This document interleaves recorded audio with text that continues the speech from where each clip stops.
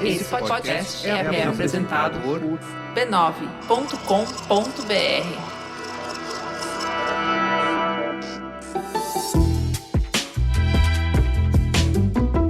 Mamileiros e mamiletes, bem-vindos ao nosso exercício semanal de respeito e empatia. Eu sou a Juva Lauer. Eu sou a Cris Bartes e esse é o Mamilos, o podcast que faz jornalismo de peito aberto. Passa o café, puxa o banquinho e chega mais para a conversa. Hoje é dia 9 de abril de 2020.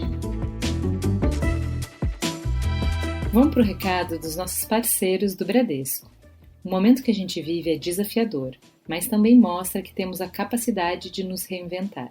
Estamos aos poucos mudando nossa forma de trabalhar, de nos relacionar e principalmente aprendendo a cuidar de nós e daqueles que amamos. O Bradesco também se reinventou. Agora no site você pode saber como reorganizar contratos de empréstimo pessoal, crédito parcelado ou parcelamento de cheque especial. Lá também tem dicas de cuidados com a segurança e consulta alterações no horário de atendimento. Tudo para facilitar e evitar que você tenha que sair de casa. Lembrando que no aplicativo do Bradesco você também pode fazer consultas, transferências, solicitar créditos e muito mais. Trabalhando juntos, podemos acreditar que tudo isso vai passar. E é nisso que o Bradesco também acredita. Para mais informações, acesse banco.bradesco/coronavírus. Essa época de isolamento está sendo difícil para todo mundo, né? Mas imagine se auto-isolar por conta própria. Esquece essa história de corona e tudo mais. O que passa na cabeça de uma pessoa para se auto-isolar por vontade própria? Bom, acredito que precisa ter um ótimo motivo, né? E é justamente sobre isso que o podcast Escafandro fala no episódio dessa semana. O Tomás reuniu histórias de pessoas que escolheram ficar sozinhas para alcançar um objetivo. E aí, ficou curioso? Acesse escafandro.b9.com.br. Vamos para o giro do Covid-19 para saber as principais atualizações da pandemia. Começando com notícias do mundo. Quase 1,5 milhões de pessoas já foram infectadas pelo coronavírus no mundo e as mortes chegam a 88.982. Nova York soma 779 mortes em 24 horas. Em perspectiva, vale lembrar que 2.753 pessoas morreram nos ataques de 11 de setembro de 2001. Um relatório da Oxfam dá a tônica do tamanho da crise. 500 milhões de pessoas em todo o mundo podem cair na pobreza se os planos de ajuda não forem adotados para os países mais pobres diante da pandemia de coronavírus. Estamos falando de quase 8% da população mundial. Isso inclui o continente africano. Pela primeira vez em 25 anos, a África subsaariana entrará em recessão devido ao impacto econômico do surto da Covid-19.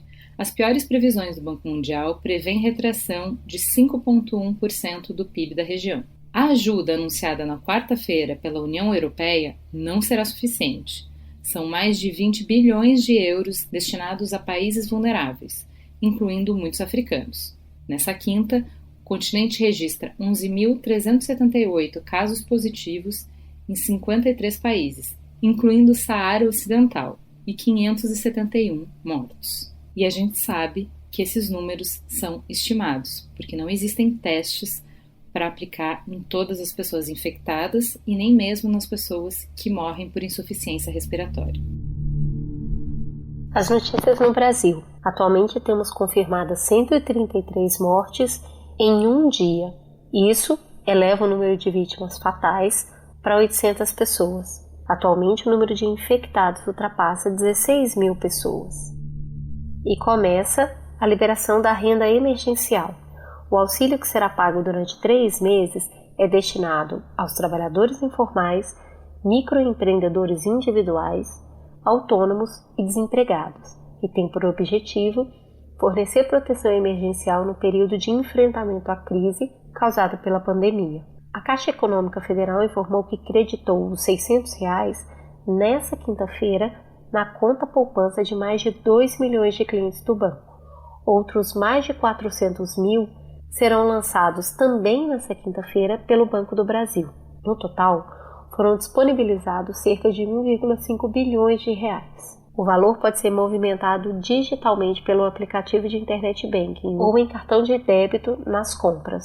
Até amanhã desta quinta-feira, 28 milhões de pessoas se cadastraram para receber o benefício.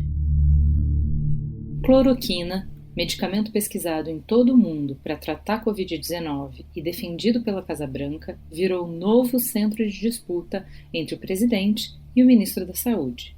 O uso do remédio foi citado por Jair Bolsonaro em seu pronunciamento de rádio e TV e, na sequência, se tornou munição de grupos bolsonaristas contrários ao isolamento social. Mandetta aponta riscos de efeitos colaterais do uso do remédio. Agora é a vez da nossa coluna A Vida Pós-Covid-19, Novos Caminhos. Vamos pensar juntos em impactos que o vírus pode trazer para a sociedade.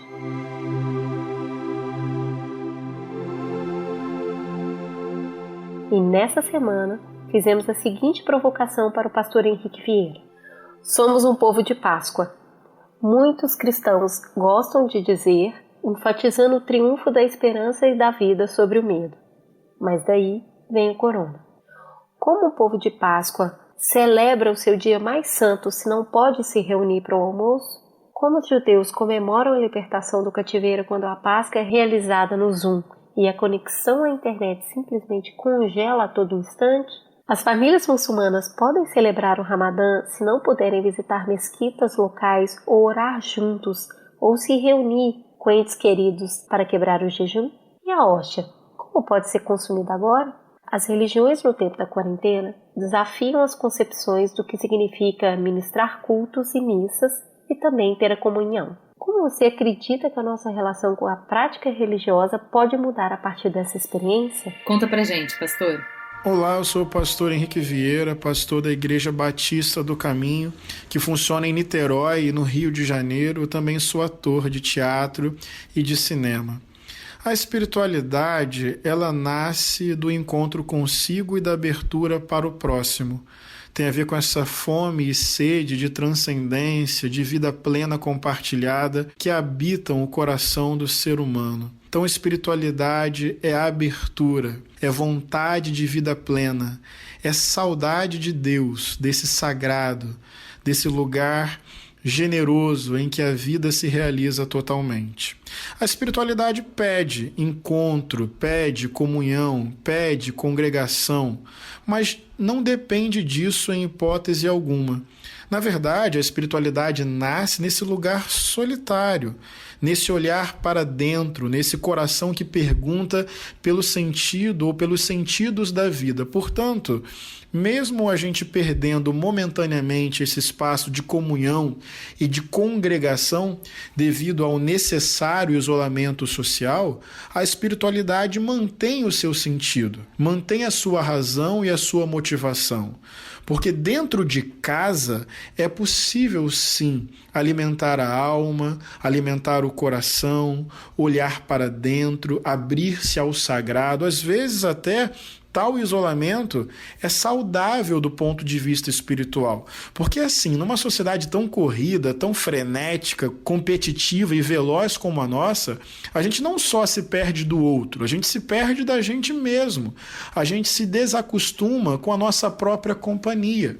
Portanto, o isolamento tem algo de espiritual também, porque em certo sentido nos convida ao encontro conosco, nos convida ao silêncio, nos convida à reflexão profunda, a autoexpressão de nós mesmos. Portanto, embora a espiritualidade nos peça o encontro da comunhão e da congregação, ela se legitima na nossa própria solidão, na nossa própria solitude. Eu não acho que depois que esse tempo acabar, as igrejas vão deixar de existir fisicamente ou os encontros coletivos vão perder o seu sentido em hipótese alguma. Isso vai continuar, porque é da vida, é da relação humana e a espiritualidade pede essa comunhão, essa presença comunitária.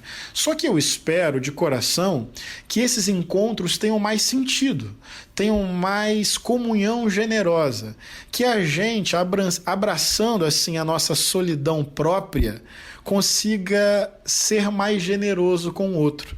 Que a gente, aprendendo a olhar para dentro, também aprenda a olhar para fora. Porque veja bem, nessa loucura de uma sociedade veloz, a gente acaba não se amando, não se empoderando.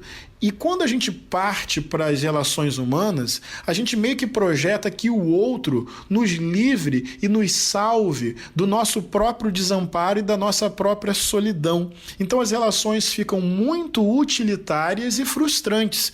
A gente quer que o outro seja o nosso porto seguro e nos livre de nós mesmos. Não, não, não. A espiritualidade, primeiro, nos convida a olhar para dentro, encontrar esse lugar da nossa singularidade, da nossa segurança própria, do nosso amor próprio. Pessoas que acolhem a sua própria singularidade estão mais dispostas e preparadas para viver em fraternidade. Portanto, a nossa solidão pode ser criativa e criadora. A nossa solidão pode gerar uma comunhão mais genuína.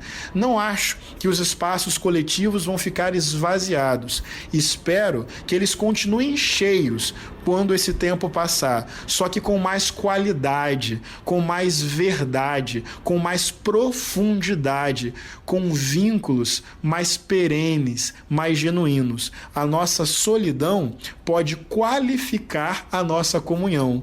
A espiritualidade pede o encontro coletivo, mas ela também se legitima na solidão do isolamento. Acho que os templos vão se encher novamente, mas espero com mais maturidade, para que os ritos coletivos, tão bonitos e necessários, venham de individualidades mais seguras. Essa é minha expectativa. E vamos para a coluna do Perifa Connection. O Perifa Connection é uma plataforma de disputa da narrativa sobre as periferias, trazendo para frente as pessoas que vivem nas comunidades. Eles são colunistas convidados aqui no Mamilos para nos ajudar a ter uma visão mais ampla de mundo. Quem fala com a gente essa semana é a Nina da Hora. Salve, salve, galera! Mais uma coluna do Perifa Connection. Eu sou a Nina da Hora. A gente tá aqui no Mamilos, né? Vocês já conhecem a gente de longa data. E eu já vim deixar um recado bem rápido pra vocês. No início dessa pandemia, eu comecei a fazer um diário sobre reflexões que eu tenho tido todos os dias. Isso não só ajuda na ansiedade também, porque são muitas informações, às vezes você parece que você não vai conseguir lidar com nenhuma delas, como vai ajudar, depois que tudo isso passar, eu ler e entender que tipo de reflexões eu tive durante uma pandemia, durante uma dificuldade, que era uma dificuldade do mundo, e se vendo sem ter soluções rápidas para resolver. E nesses momentos, as reflexões que a gente tem, às vezes no início são reflexões muito duras, né, com nós mesmos, e depois a gente vai conseguindo refletir a partir do todo, e não só no nosso mundo. Então eu queria deixar essa dica, que eu comecei a escrever. Acho que você pode falar, escrever, se expressar de qualquer outra forma, mas é necessário esse alívio, porque o que nós estamos passando agora, de todas essas mudanças vindo de todos os lados, e a gente parece que está com as mãos atadas, sem saber o que fazer, pode ser prejudicial também para um outro lado dentro da saúde, que é a nossa saúde mental. Quem tem formas de ajudar o jovem que não está conseguindo acessar a internet para estudar, se a sua escola ou sua universidade continua os estudos, e isso gera uma ansiedade, gera uma sensação de cara, como assim? Agora eu não vou conseguir realizar meu sonho de me formar. Então acho que nós temos que ajudar a pessoa aos poucos ir conquistando o caminho dela. Pense em como que você pode compartilhar o mínimo. Você não precisa querer ajudar uma comunidade, mas o mínimo. Eu, no início, eu estava com muito acúmulo de informação, não conseguia me mover para fazer nada. E hoje eu estou muito feliz com o grupo que eu estou participando, que eu puxei. Meus amigos, compraram a ideia, que é o grupo de Ciência e Periferia, que é essa junção da galera da periferia, dos líderes de comunidade, com os cientistas que eu conheço, por eu ser da área de ciência da computação, e criando os materiais, ajudando a acabar com as fake news, ajudando a entender melhor como que a ciência pode atuar dentro das favelas, porque não adianta a gente compartilhar informações que não vão ser acessíveis ou que não vão ser possíveis dentro desses lugares. Então eu estou feliz com o que eu estou conseguindo fazer, participando dessa ponte. Então encontre nesse momento uma forma de você se ajudar e ajudar o outro. E isso não significa que tem que ter uma pressão de que você tem que participar de grupos assim, você tem que doar. Não.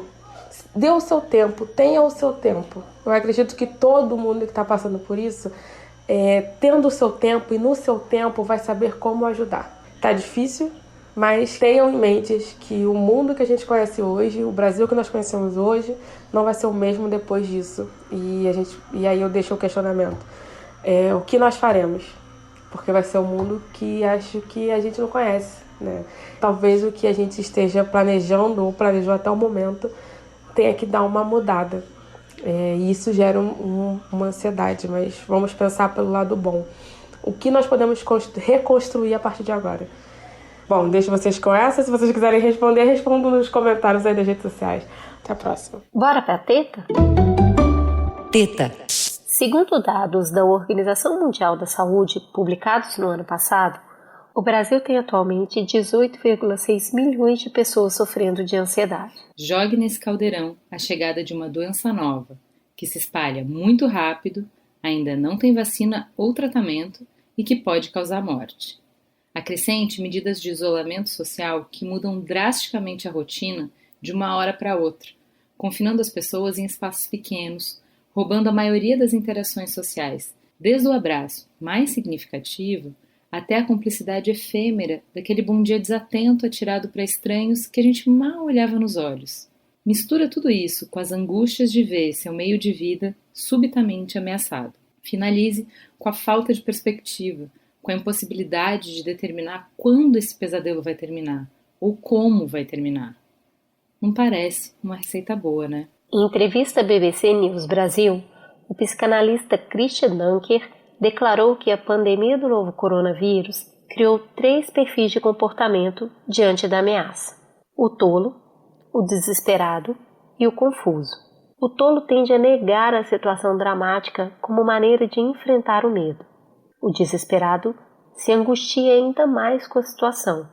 Já o confuso transita entre esses 2 polos sem saber direito como deve agir e pensar.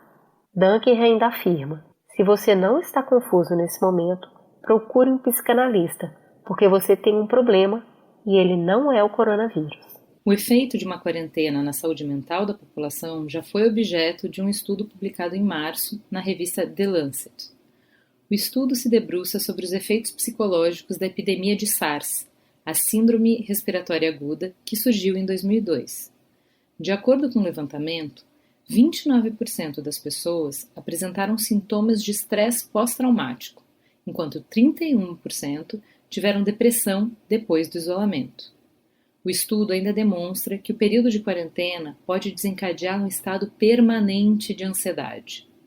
Numa entrevista para a revista Quartz, o psicólogo e escritor Frank McAndrew disse que uma quarentena pode ser especialmente angustiante porque as pessoas se veem à mercê dos outros e de forças incontroláveis. Os efeitos do Covid na nossa saúde mental já começam a ser registrados pelos órgãos de atendimento. Das cerca de 8 mil ligações que o Centro de Valorização à Vida atende todos os dias, 50% já são relacionadas ao novo coronavírus. Há muita gente com medo de perder mãe e avós já doentes, sem ter a chance de se despedir, contou Antônio Batista, voluntário da CVV em entrevista à revista Veja. A essa altura, você já deve ter percebido que tudo o que está acontecendo dentro de você faz muito sentido, né? E mais, esses números deixam claro que você não está sozinho. Então, nosso convite essa semana é para um mergulho no autoconhecimento, para acolher e dar espaço e voz para os nossos sentimentos, para ampliar nossa capacidade de nos ler e ler o mundo, cada um à sua maneira, com o seu contexto, com os seus recursos, mas compartilhando a travessia. Para fazer essa jornada, o programa está dividido em 2 blocos. No primeiro, eu, Cris Bartz, converso com a Cecília Dassi, que é psicóloga e youtuber. Nesse papo, a gente tenta entender o que é a ansiedade, quais são os seus sintomas e também ter algumas dicas para administrar esse sentimento em tempo de quarentena. No segundo bloco, eu, Juva Lauer, converso com Pedro Milanese, psicólogo, professor da Uniararas, para ampliar o olhar, para nos tirar da nossa zona de conforto e navegar por reflexões que apontam o sofrimento como uma oportunidade. Puxa o banquinho, faz um chazinho, que vai começar a conversa. E para começar essa conversa, a gente trouxe uma pessoa muito querida que tem produzido um conteúdo de altíssima qualidade, aproveitando os canais de redes sociais. Cecília Darcy, conte para os nossos ouvintes quem é você na fila do pão. Olha, eu na fila do pão sou a pessoa que faz propaganda do Mamilos e sempre tem algum episódio para indicar em qualquer circunstância, mas eu sou psicóloga e eu trabalho muito com divulgação de conteúdo sobre psicologia, assim, isso é uma coisa que faz muito sentido para mim. Eu quero muito que a gente diminua, né, toda essa falta de conhecimento que as pessoas têm, muito preconceito que as pessoas ainda têm, né, realmente pela falta de informação. Então, eu tento ao máximo levar conteúdo, levar conhecimento, levar acolhimento pelo meu conteúdo na internet. Muito legal. E qual é a profissão que você exerce? Eu sou psicóloga, eu trabalho na clínica, na clínica, esse é o meu foco de trabalho hoje, mas eu adoro produzir conteúdo pela internet, assim, é algo que faz muito sentido para mim. Eu falo que o salário emocional é impagável, assim, não tem preço. Nossa, adorei salário emocional, vou adotar. Vamos começar pelo começo, vamos ajudar a definir então um pouco do que a gente está falando aqui. Me conta, o que afinal de contas é a ansiedade? A ansiedade é, na verdade, algo que a gente tem no senso comum, uma imagem de que é algo patológico, né, muitas vezes, né, de que é algo, eu sou ansioso, isso é uma coisa ruim, isso é uma coisa, né, problemática. E, na verdade, a ansiedade é algo que faz parte da experiência humana. É algo potente, é algo necessário, é algo, enfim, adaptativo e tem uma função de sobrevivência mesmo, assim. Eu falo que o nosso cérebro é muito bem intencionado. Ele está sempre tentando nos proteger. E eu tenho sérias ressalvas com essa ideia de auto-boicote, né, que as pessoas têm tanto essa sensação de, estou me auto-sabotando. A gente está sempre tentando encontrar a melhor estratégia para sobreviver da melhor forma, para tentar se proteger do sofrimento. Nosso cérebro está sempre com essa missão. Às vezes ele falha, né? Às vezes ele usa umas estratégias que têm uns efeitos colaterais meio complicados, às vezes ele usa umas estratégias meio complicadas, mas ele está sempre bem intencionado. Eu acho engraçado que o cérebro, ele é o único órgão que a gente precisa dele para se analisar, né? Então é um Inception aí. É um Inception total.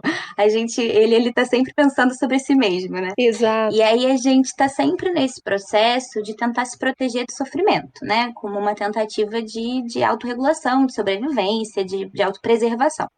E a ansiedade, ela é um mecanismo de alerta. É um mecanismo de nos manter alertas para possíveis perigos. Então, se a gente está diante de um perigo real, né, sei lá, vamos imaginar aqui, pensando do ponto de vista científico evolutivo, que o nosso sistema todo neurológico, né, todos os nossos sistemas foram se desenvolvendo ao longo de um processo de que a gente estava lá na savana, né, assim, a gente estava tentando sobreviver, fugindo de animais altamente perigosos. Se a gente pensar que a gente está diante de um animal, né, está diante de um leão, sei lá, a gente precisa fugir ou paralisar, né? Às vezes o corpo tenta paralisar para ver se a gente se finge morto, né? A gente tem esse sistema de luta e fuga que vai sendo ativado. E diante desse processo, a ansiedade ela é antes disso. É uma sensação de, peraí, calma, talvez tenha um perigo. Eu escutei um barulho, eu vi um movimento no meio da selva, né? Eu identifiquei que talvez tenha um perigo aqui, a qualquer momento eu posso ter que fugir. Eu posso ter que me refugiar em algum lugar. Então, eu entro num estado de alerta para me preparar para esse possível perigo, né? Para essa possível ameaça. Então, a gente entra num estado de alteração, né? A gente tem alterações de vários níveis de cortisol, de hormônios, de adrenalina. A gente vai tendo toda uma ativação para o nosso corpo estar mais pronto, caso esse perigo se torne real, né? Essa ameaça se torne um perigo concreto e a gente tenha que fugir. Então, o sistema de alerta, ele faz parte da nossa existência. E eu brinco que se não fosse a ansiedade, a gente ia ser atropelado na primeira vez que a gente fosse atravessar a rua, né? Porque é essa antecipação do futuro e essa sensação de que existe um risco que me faz olhar e falar, pera, tem um carro vindo. Se eu for atravessar agora, eu vou ser atropelada. O que você está me falando, então, é que a ansiedade ela tem uma função importante, né? Ela me protege de várias situações. Ela é protetiva, altamente protetiva. E aí, nesse caso, se eu não sentir ansiedade nunca, isso também pode ser sinal de um problema. É um problema, a gente precisa estar dentro de um certo nível de alerta, porque estar vivo, sim, envolve estar com alguns riscos, né? A gente precisa tomar certas cautelas, tomar certos cuidados para poder se preservar. Então, é esse sistema de alerta que vai nos dizer, ó, aqui tem um risco, se você não fizer isso aqui, você pode se colocar em risco, se você fizer isso aqui, você pode se colocar em risco, vai nos fazer manter um certo cuidado, uma certa autopreservação, um certo alerta diante de alguns perigos. Então, ele é um sistema necessário, protetivo, bem-vindo. O que acontece é que muitas vezes a gente vai acabar tendo uma disfunção, né? Começa a não funcionar tão bem esse nosso sistema. E ele começa a se ativar excessivamente diante de situações que não são ameaças concretas ou que não são tão ameaçadoras assim, e que não são proporcionais ao medo, né, que esse sistema acaba gerando. Ele começa a entender como ameaça coisas que efetivamente não estão sob nosso controle e a gente não tem como evitar, e aí a gente fica sofrendo à toa. Então a gente acaba tendo essa desregulação nesse sistema. Aí é quando a gente começa a ter uma questão. Uma vez eu escutei uma expressão, uma pessoa falando que o estado de estar ansioso, ele vai muito como se um carro que está com defeito do alarme e ele dispara o alarme do carro mesmo se o carro não está sendo roubado. Faz sentido? Faz, é como se fosse aqueles sensores de presença que você coloca para caso sua casa seja invadida e ele dispara quando entra uma lagartixa, né? Ou passa um bichinho. Então, efetivamente, é um alerta que é dado, o corpo interpreta como um perigo muito grande, algo que na prática não é um perigo tão grande, né? Ou às vezes nem é um perigo mesmo. Usando essa analogia que a gente fez aí de alerta, quer dizer, você não está correndo perigo, mas você sente o alerta máximo do perigo, e usando um pouco da analogia que você falou de atravessar a rua, e isso já aconteceu com todo mundo. Você está atravessando a rua e, sei lá, um motoqueiro de sacanagem faz aquele barulho com a moto como se ele fosse acelerar, mas ele não vai, o semáforo está fechado. Só que você dá aquela apertada de passo, você atravessa correndo com medo do cara avançar o sinal. A hora que você chega do outro lado da rua, você manda aquele xingamento mental do tipo, ordinário, me assustou à toa. Mas quando o cara faz isso, não dá tempo da gente raciocinar, né? O nosso corpo já age, parece que a perna ganha força sozinha e você aperta o passo só para depois você raciocinar se você estava em perigo ou não. Eu te pergunto isso para a gente ir para como o corpo avisa. Então, o que acontece no corpo da pessoa quando dispara esse alarme, mesmo quando ele não é necessário? Pois é, porque quando você fala, né, a gente não pensa sobre, o corpo reage, a gente está falando de sistemas diferentes.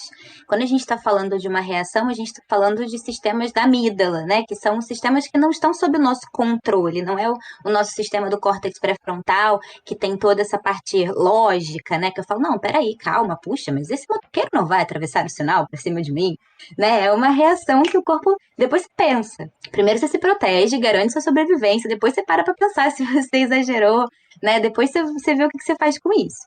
Então, a gente está falando efetivamente de um sistema independente da nossa lógica racional. A gente está falando de uma resposta que é imediata, que é organísmica, né? Que é do funcionamento de sobrevivência mesmo.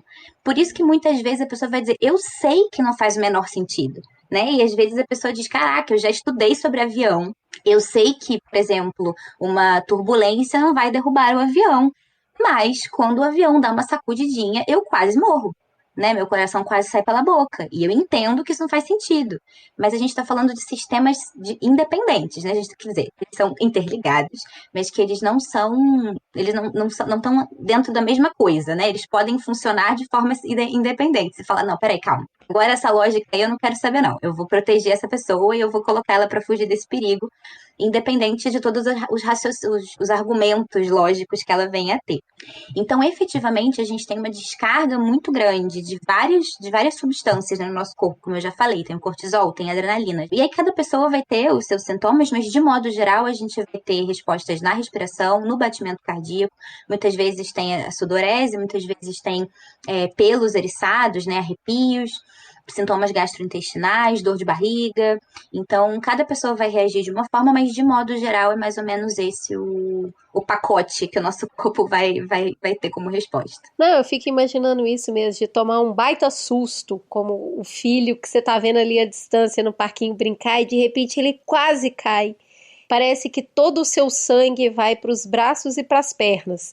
O nível de respiração muda, muitas vezes é suor na testa, no bigodinho, a boca seca na hora, parece que você nunca tomou um copo d'água. Para qualquer pessoa que já passou um susto muito grande, acho que dá para lembrar um pouco dessa sensação, o estômago parece que trava, né? Isso, mas é importante a gente ressaltar, a gente está falando de sintomas de uma ansiedade aguda, né, de um momento em que essa sensação de alerta entrou de uma vez, né? Veio algum estímulo. É o que eu ia te perguntar, a pessoa sempre tem tudo junto, vai variar? Então, pois é, isso é bem importante, porque assim, a gente tem vários transtornos ansiosos que se manifestam de diversas formas, inclusive se a gente pensar na ansiedade que não é transtorno, né, que se a gente pensar na ansiedade normal, é absolutamente normal e bem-vindo que você tenha essas reações se o seu filho quase caiu, porque assim como ele quase caiu, ele poderia cair. E assim como ele cai, às vezes levanta e segue a vida, às vezes ele cai e se machuca. E você precisa estar ali disponível, atenta, desperta, para poder correr atrás, pegar, se for o caso de proteger, fazer o que for preciso fazer, né? Então, levar para o médico, fazer o que for preciso. Eu costumo falar que depois que eu tive filho, nunca mais caiu nada perto de mim. Eu pego as coisas no ar, assim, tipo um gato. Ativam sistemas ali, né, de que vira realmente uma habilidade. Então, de fato, a gente precisa perceber que isso é natural e que ter essas respostas é normal, é adaptativo, é bem-vindo, necessário, tá tudo bem. O que a gente vai entender como problemático é quando essas reações começam a aparecer em situações em que o perigo não é real, né? Então, de fato, não tem uma questão efetivamente acontecendo e todas essas reações surgem. E o que a gente precisa entender é que nem sempre, para a gente ter um transtorno de ansiedade, a gente precisa desse tipo de reação. Porque o transtorno, por exemplo, o transtorno de ansiedade generalizado, que é o TAG, ele não tem, muitas vezes, né? Claro, algumas pessoas vão ter, mas muitas vezes a pessoa não tem esses picos de ansiedade tão aguda que vai gerar esse picote de sensações. Quando a gente está falando de ansiedade, a gente está falando de gradações, de níveis. E quando a gente fala dessas reações todas, a gente está falando de um pico, né? E muitas vezes isso vai ser uma crise de ansiedade, muitas vezes isso vai ser só uma resposta pontual a um estímulo pontual. Nossa, meu filho quase caiu. Ufa, não caiu, né? Passou uns minutos, voltou ao normal. E muitas vezes não tem um estímulo pontual, um estímulo proporcional, e isso vai crescendo. Então a gente está falando de uma crise de ansiedade, né, que vai se instalando, que vai permanecendo, até que a gente está falando também de uma crise de pânico, né, que é quando a pessoa chega no nível máximo de ansiedade, que é quando realmente o organismo dela acredita que ela está morrendo ou enlouquecendo. A crise de pânico é esse pico máximo da ansiedade, quando chega num nível de nada pode ser pior que isso, eu efetivamente estou morrendo ou ficando louco. Quando você me explica, inclusive falando que eu posso ter um sintoma só, ou eu posso ter ele de uma maneira mais prolongada, mas menos aguda, às vezes me dá uma preocupação de até que ponto eu sinto isso de uma maneira normal, natural, e até que ponto isso pode ser um problema. Então eu queria que a gente falasse um pouquinho sobre como que a gente ajuda as pessoas a identificarem. Olha, a partir desse ponto é importante que você comece a prestar atenção. Então, isso é muito difícil de falar de uma forma ampla e genérica, porque a gente, na verdade, está falando de algo que mesmo para os profissionais de saúde, muitas vezes é uma linha tênue, né? Mesmo para um psicólogo, mesmo para um psiquiatra, muitas vezes ele vai receber a pessoa e vai ter que investigar com atenção e com cuidado e com muito critério para perceber se aquilo já cruzou uma linha de um lugar que já está de um transtorno, né, que já está patologizado, e o quanto aquilo está fazendo parte, até mesmo muitas vezes, de um contexto mais amplo da vida. Porque às vezes, assim como uma resposta pontual de nossa, meu filho quase caiu, vai dar um pico de estresse ali, né, de ansiedade naquele momento, às vezes uma situação na vida. Eu estou prestes a ser demitido, a minha empresa está com corte de gastos, eu estou vendo meus colegas sendo demitidos, eu sei que eu posso ser o próximo, né? Essa situação que a gente está vivendo hoje em dia, de uma pandemia, né, global, com isolamento social. Então, são situações desse contexto que justificam um período em que estaremos, sim, mais ansiosos.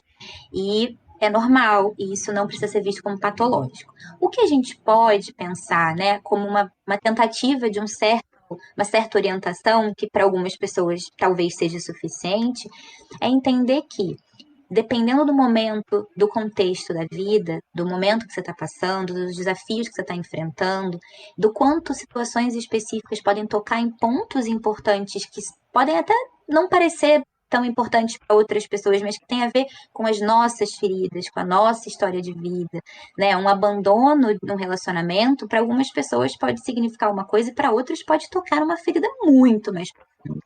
Então, isso vai ter uma resposta muito mais intensa. E não necessariamente a gente está falando de uma patologia. Então, o que a gente pode pensar de uma forma mais ampla é no quanto isso está trazendo um sofrimento e o quanto está fazendo a vida daquela pessoa ficar pesada, ficar difícil, ficar sofrida.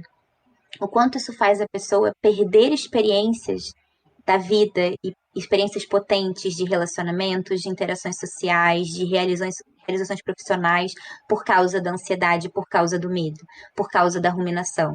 Né? Quanto ela deixa de viver de uma forma potente, eu gosto de usar essa imagem como se a gente estivesse fugindo de algo, olhando para trás. Né? E sempre olhando para trás para esse monstro que pode me atacar a qualquer momento. Né? Então, eu estou fugindo sempre do sofrimento, fugindo sempre de uma possível rejeição, fugindo sempre de uma possível crítica, fugindo sempre de um possível abandono, fugindo sempre de um possível sofrimento. E aí eu perco a oportunidade de olhar para frente, de olhar para tudo que a vida tem para me oferecer, né? De tudo que existe de potente na minha experiência de vida. Eu fico só olhando para trás.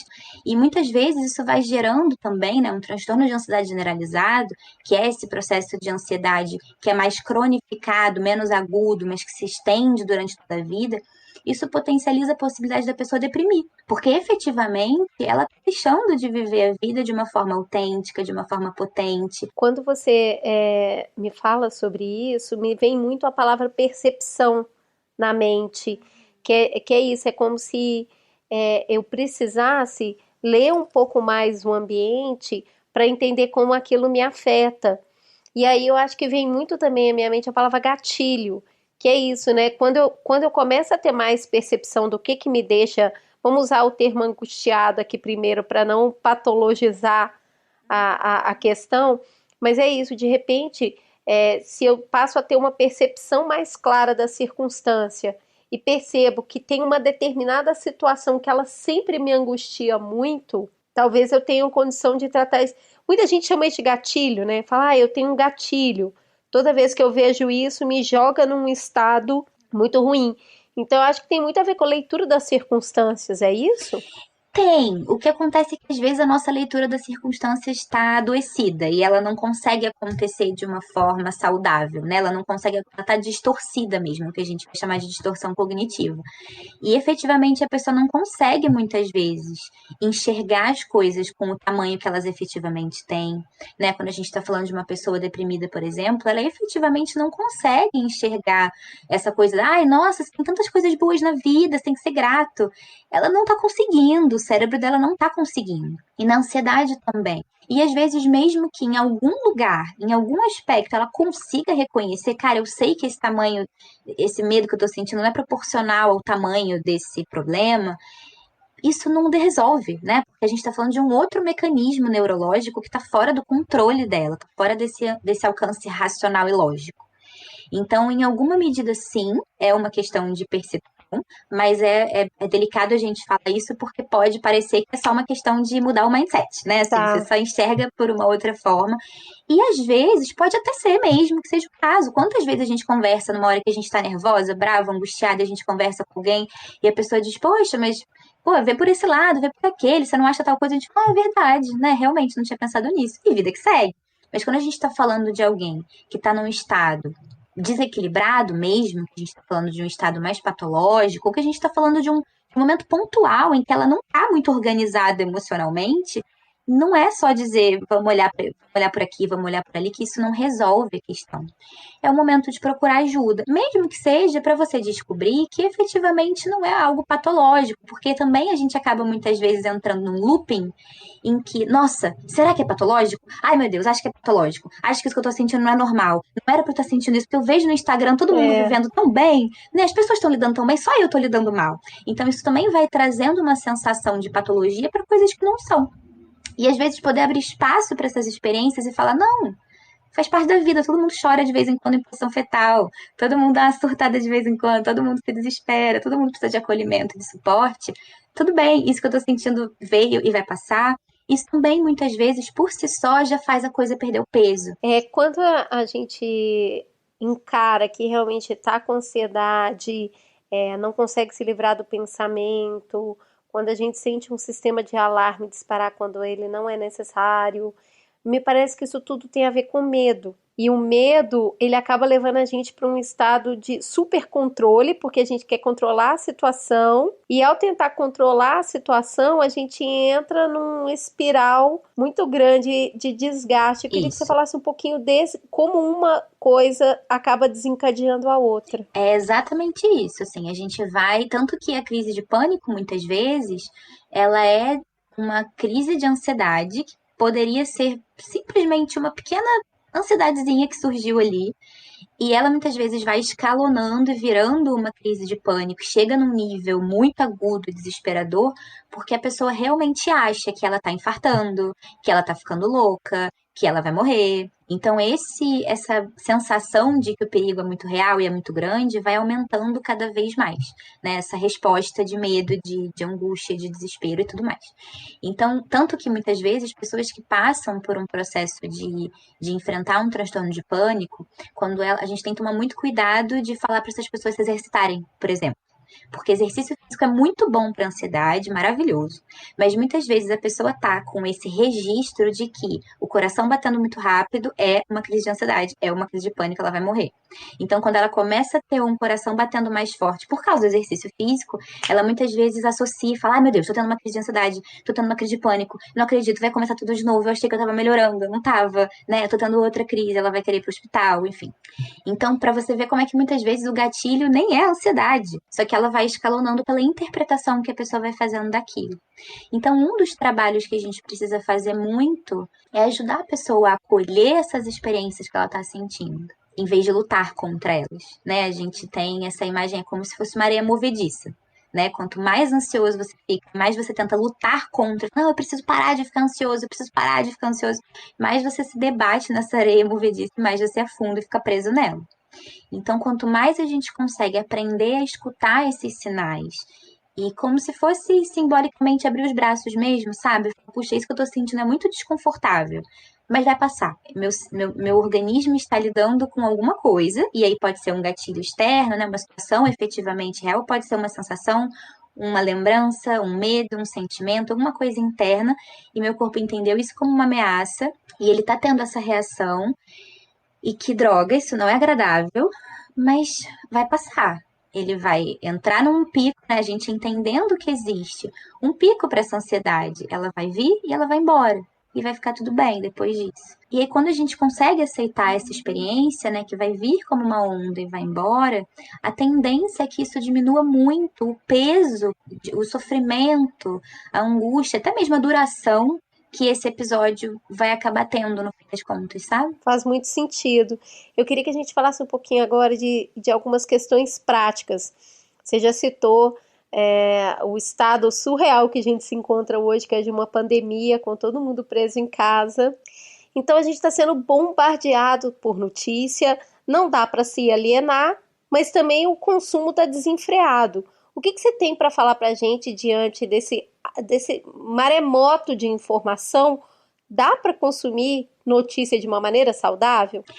Essa questão das notícias também é importante. Poder escolher uma fonte de informação, ou duas fontes que seja, né? Eu gosto de ver o Instagram do Beltrano, o Twitter do fulaninho, eu gosto de ver tal canal, tal jornal. Escolher uma fonte de informação e foque nela. né? Quando a gente começa a ficar o dia inteiro recebendo essas notícias, a gente vai ativando muito esse sistema de alerta. A gente vai ativando muito essa sensação, né? Todo esse mecanismo de preservação do nosso corpo, porque ele diz perigo, perigo, perigo, perigo, perigo o tempo inteiro, ele vai ficando desesperado. Então, esse lugar de informação é importante, mas saber entender quanta informação a gente está precisando ter. Se a gente já sabe, a gente já está tomando as medidas que a gente precisa tomar, talvez seja o momento de começar a se afastar um pouco dessas notícias e só, enfim, minimamente manter ali qual é a orientação do Ministério da Saúde, qual é a orientação da Organização Mundial de Saúde, eu vou seguir as orientações e estou fazendo minha parte. E aí vou cuidar da minha saúde mental, né? O que posso fora isso. Beleza, eu tô consumindo notícia, tô ali me esforçando para seguir essa dica dessas informações serem saudáveis, mas aí chega a hora de dormir, eu não consigo. Muita gente nos escreveu falando que tá tendo muita dificuldade para dormir.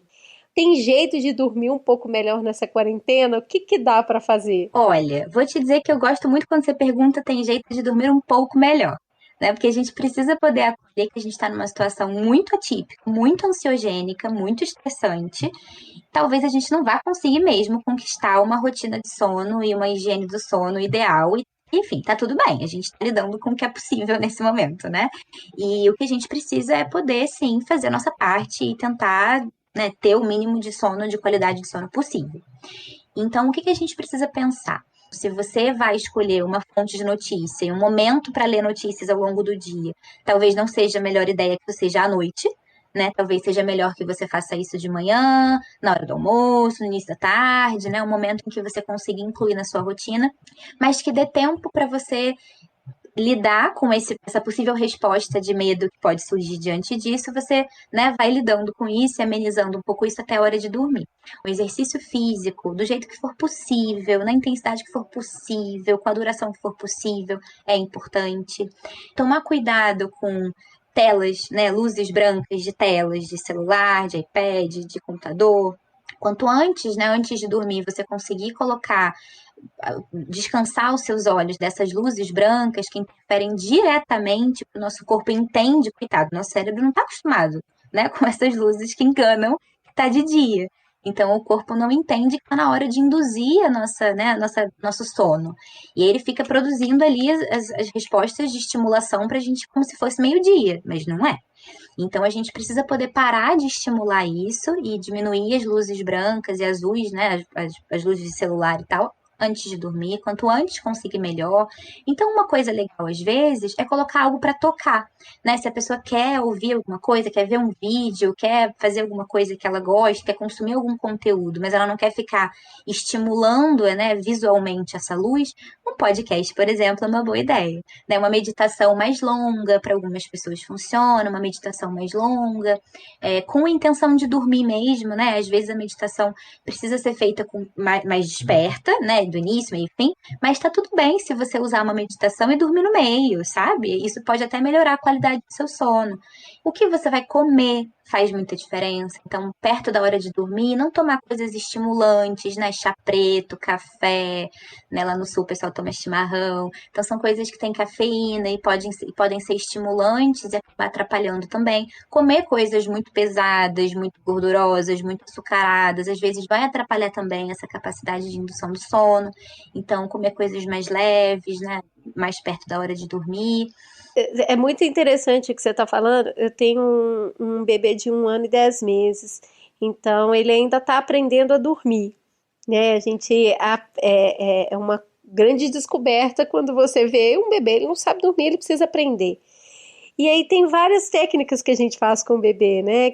Vai chegando à noite, atividades de menor impacto, banhozinho morno, bem gostoso, chazinho de camomila. Se tiver alguma coisa para passar no corpo do bebê, seja um óleo essencial misturado com um óleo vegetal para poder espalhar. Então, o cheiro é agradável, o toque é importante, né? E eu acho que a gente precisa recuperar isso agora para nós adultos.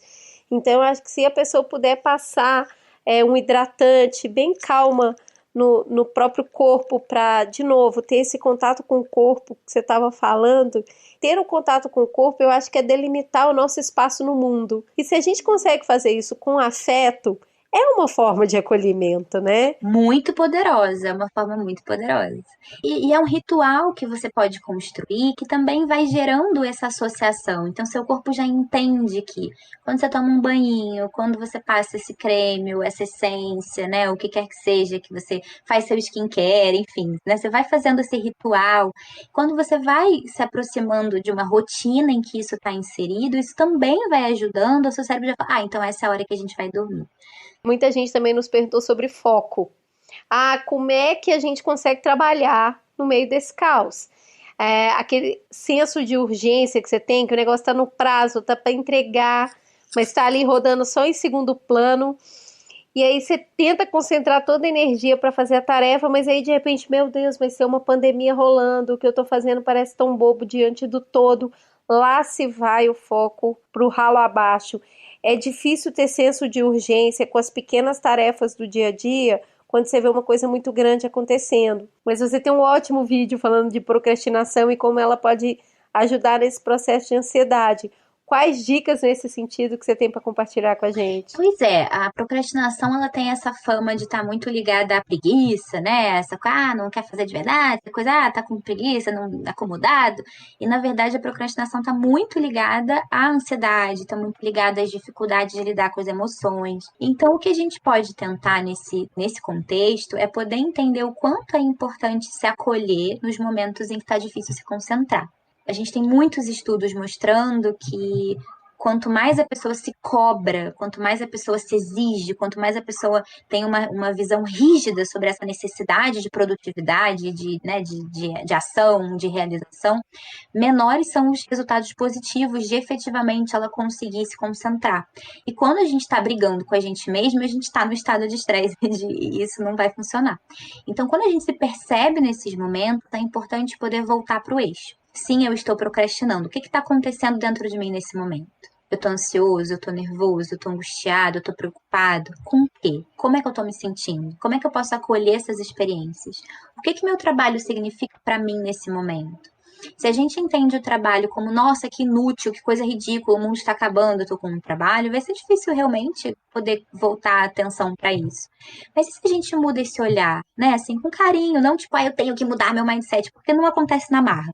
Mas se você se convidar a, de fato, poder fazer essa investigação internamente, será que meu trabalho cumpre uma função, de alguma maneira, nesse contexto? Por mais que ele pareça muito distanciado, né, da gravidade da situação, será que ele cumpre uma função? Será que trabalhar hoje não é a melhor coisa que eu posso fazer para cuidar de mim mesmo hoje e no futuro? Né? Porque em algum momento isso vai passar. E se não está no meu controle o que vai acontecer de um modo mais amplo, o que está ao meu alcance nesse momento? O que eu posso efetivamente fazer? Fazer um bom trabalho, estudar, focar nisso, porque daqui a um tempo, quando isso acabar, eu vou ter recolhido ferramentas, eu vou ter melhorado como profissional, vou ter, né, aprendido coisas, vou ter mantido meu emprego, porque eu consegui manter minimamente, né, as minhas responsabilidades enquanto profissional. Isso a gente está falando de home office, né? A gente está falando desse lugar de uma procrastinação. Claro que a gente estivesse falando de pessoas que estão tendo que sair, estão tendo que se expor. Aí a gente está falando de outros mecanismos, né? De uma situação que é mais estressante e tudo mais, a nível de perigo e tal. Mas pensando nesse lugar da procrastinação do home office, às vezes um caminho interessante é poder ressignificar essa função que esse trabalho está tendo, permitindo que a gente entre nas atividades com um outro olhar, com outro estado também. Isso pode ser bastante produtivo, assim, né? Usando essa palavra que eu acho um pouco problemática, mas falando a nível de resultado, de fato pode acabar ajudando, embora as pessoas tenham essa noção de que é o contrário, né? Se eu não for muito rígido, se eu não for muito duro, se eu não for muito me cobrando muito, falar isso, tem que criar vergonha na cara, eu não vou produzir nada. E o que a gente tem de estudos falando a nível de inteligência emocional, de ansiedade, de procrastinação, é exatamente o contrário.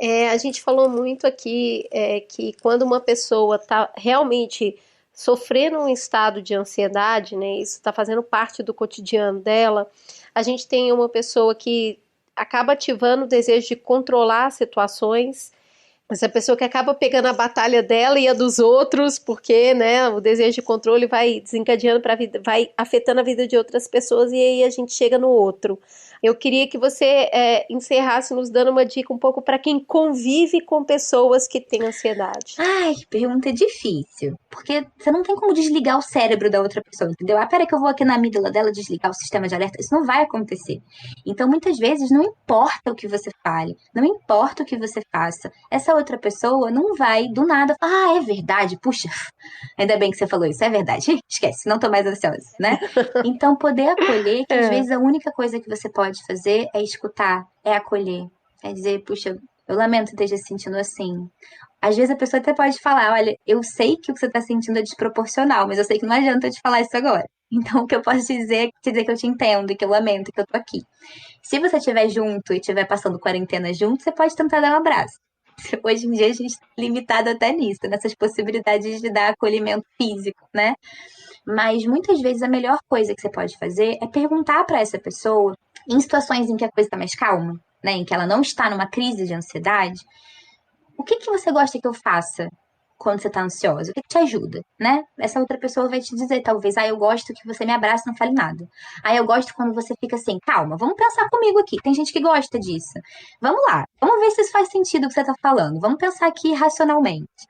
Algumas pessoas vão dizer, não fala nada. Só fala, poxa, tô aqui pra você. Me manda mensagem carinhosa, me convida pra, sei lá, conversa sobre outro assunto, porque eu gosto de me distrair e conversar sobre outro assunto. Então, às vezes, a própria pessoa vai poder te dizer como ela prefere que você haja pra poder se centrar. Então, eu adorei essa dica do pergunte pra pessoa o que ela precisa, né? Porque a gente, às vezes, fica tentando adivinhar e só bola fora. E às vezes a própria pessoa não sabe, e isso é importante até para a pessoa poder perceber que ela não sabe. Porque ela precisa se responsabilizar por isso em última instância, né? Claro que às vezes ela está muito adoecida e não pode, ela precisa de ajuda, né? De um psicólogo, de um psiquiatra, precisa de um suporte. Mas é importante que mesmo que seja o caso dela falar isso com o psicólogo dela, eu percebi que eu não sei como, né, que recursos eu posso usar quando eu estou muito ansioso, né? Precisamos prestar atenção nisso.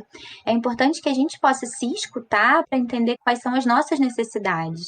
E essa situação da pandemia, eu acho que está trazendo muito isso à tona, porque a gente está tendo que fazer uma coisa muito difícil, que é lidar com a frustração das coisas que a gente fazia para nos nutrir. Né? Então, eu me nutria de quê? Eu me nutria de sair para dançar, eu me nutria de encontrar meus amigos, eu me nutria de sair para beber, enfim. O que isso nutria em mim? Eu tô tendo que encontrar equivalentes, digamos assim, que podem não ser tão potentes quanto, né, e provavelmente não vão ser, mas que eu minimamente possa pegar essas necessidades que eu atendia antes de uma determinada forma e atender de uma outra forma. Só que para isso eu preciso prestar atenção em qual era a função disso na minha vida. Né? Qual era a necessidade que isso aqui atendia e que agora eu vou ter que encontrar uma outra coisa alternativa para atender minimamente, né, essa mesma necessidade por um outro caminho. E a gente geralmente não faz isso, né? É legal que dá para descobrir novas fontes de energia, né? Exatamente. E às vezes, por exemplo, uma massagem no próprio corpo, né, uma automassagem, essências, né, cheirinhos, esses aromas que podem, né, trazer algumas sensações à tona, podem induzir alguns sentimentos, alguns estados emocionais, tudo isso vai sendo descobertas de recursos, pintar, desenhar. Muitas pessoas me mandam, eu gosto de fazer pintura com aquarela e tal, é uma coisa que eu gosto de fazer terapeuticamente. E às vezes eu compartilho com as pessoas para incentivar as pessoas a fazerem isso. E aí nessa época de quarentena eu tenho recebido umas mensagens no meu Instagram. Eu lembrei de você que gosta de fazer aquarela, eu tenho pintado e tal. E é uma coisa que as pessoas muitas vezes não fazem, e que pode ser uma fonte de elaboração de sentimentos, de se acalmar só puramente por estar concentrado numa atividade pontual. Pode ser uma descoberta até de autoestima, porque você pode descobrir, caraca, quando eu me dedico para fazer um negócio fica até bonito, sabe? Fica esteticamente agradável, de um jeito que eu gosto. Então isso também trabalha a autoestima. E são coisas que muitas vezes a gente não faz, porque está sendo, né, bombardeado por outros estímulos, está meio preso no status quo fazendo as coisas que sempre fez. E agora a gente está sendo convocado a encontrar novas coisas, novos estímulos, novas experiências, novas possibilidades. Cília, muito obrigada. Foi uma conversa deliciosa. Eu ficaria aqui mais tempo com você falando sobre novas descobertas e o nosso lugar nesse mundo, né? Lidando com a nossa saúde mental e principalmente num momento tão intenso como o que a gente está vivendo agora. Muito obrigada pelo seu tempo, por compartilhar com a gente o seu conhecimento e, por favor, a nossa casa está aberta para você. Eu espero que você possa voltar em outras oportunidades. Eu também espero. Ainda está difícil de entender a diferença entre a ansiedade, que faz parte da vida, e quando ela vira patológica? Então a gente vai contar uma história. Hoje é quinta-feira e Henrique acaba de desligar o telefone feliz. Tudo certo. Ele tem uma entrevista de emprego com boas chances de contratação, agendada para a próxima terça-feira, 11 horas da manhã. Ele está precisando muito desse emprego. Já tem um tempo que não consegue se recolocar profissionalmente e as contas começam a se acumular.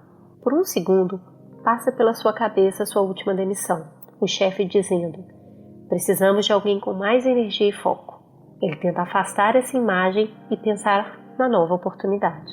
A empresa parece ótima, tem vários benefícios e Henrique tem ampla experiência na área. Já até saiu em uma matéria de um jornal dando entrevista sobre esse assunto. Ele passa o fim de semana inteiro pesquisando sobre a empresa, como ela funciona, quantos funcionários tem, qual o ramo de atuação e tudo mais. Repassa mentalmente todas as possíveis perguntas para saber se já tem as respostas. Anota em um papel os números macro de mercado para não perder nada. Domingo à noite, a sua namorada chama para comer uma pizza, para relaxar. Henrique vai, mas porque ela insistiu muito, e ele sente que está tudo bem, ele já está preparado. Chega segunda, um dia antes da entrevista, e Henrique não consegue pensar em mais nada, em nada mesmo. Passa o dia todo imaginando como será trabalhar lá, se vai se adaptar ao ambiente, experimentando 1000 roupas para ir vestido adequadamente.